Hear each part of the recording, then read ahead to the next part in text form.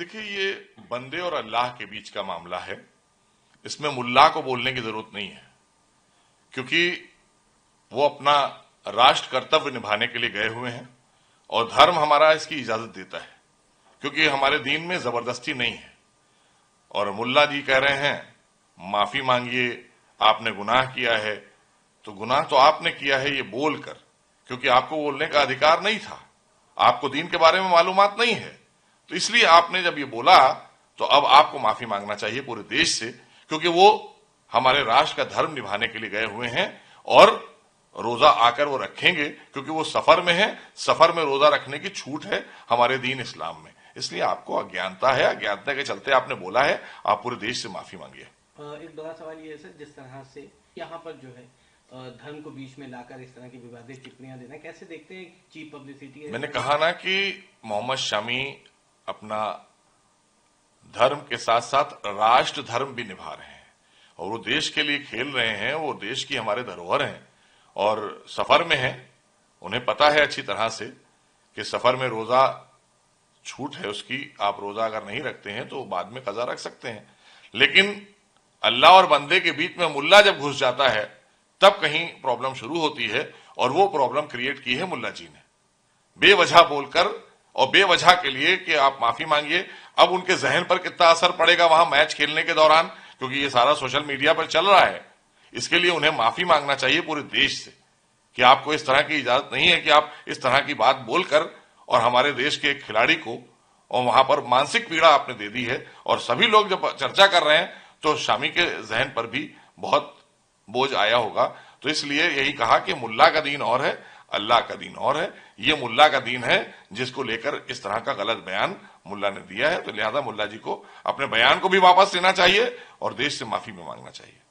देखिए, ये वही लोग हैं जो लोग आक्रांताओं के पक्ष में बात करते हैं और तुष्टीकरण की राजनीति करते हैं, लेकिन जो बयान समाजवादी पार्टी के वहां के नेता ने दिया वो बड़ा दुर्भाग्यपूर्ण है, शर्मनाक बयान है। हम उसकी कड़ी निंदा करते हैं और ऐसे क्रूर एक कहना चाहिए आक्रांता के बारे में इस तरह की बात कहना, उसको सोचना चाहिए था उनको कहने से पहले। हम सब के लिए एक प्रश्न खड़ा करते हैं ऐसे लोग, और वो क्या बोलेंगे? खैर, जो लोग खुद ही आतंकियों के साथ और समर्थन में पाए गए हों और उन पर मुकदमे चले हों आतंकवादियों के साथ में, तो ऐसे लोगों से आप यही उम्मीद कर सकते हैं। और ऐसे लोगों को शरण समाजवादी पार्टी ही देती है। औरंगजेब के मानने वालों को शरण जो है भारतीय जनता पार्टी और पार्टियां जो कायदे की समझदार होती हैं वो नहीं देती हैं। खास करके हमारी भारतीय जनता पार्टी, हम ऐसे आक्रांताओं के फेवर में बोलने वाले लोगों का समर्थन नहीं करते और इस बयान की हम कड़ी निंदा करते हैं। हालांकि महाराष्ट्र के सीएम ने इस पर यह बात कही है कि जो देखिए, जेल तो वो पहले भी जा चुके हैं। जेल तो वो आतंकियों के समर्थन में जा चुके हैं और वो आतंकियों के समर्थक रहे हैं।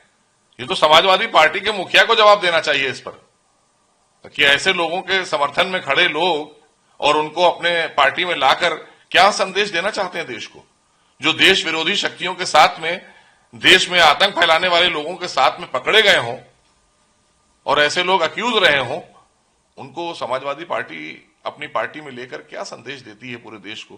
खैर, प्रदेश और देश की जनता ने जवाब दे दिया है और जो बात वहां के सीएम ने कही है उसमें जो भी चीजें विधिक होंगी उस पर कार्रवाई होगी।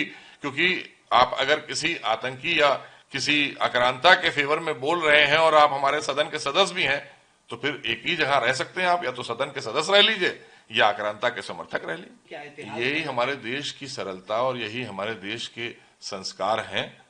वरना यही बात अगर उन्होंने किसी इस्लामिक मुल्क में बोली होती और वहां के बादशाह के खिलाफ भी बोली होती तो उनकी गर्दन मार दी जाती है। ये हमारे देश के संविधान का जो सहारा लेकर इस तरह के गलत बयान करने वाले लोग बच जाते हैं, इसके लिए भी हमको संशोधन करना चाहिए कानून में। हम मांग करते हैं अपने देश की सरकार से।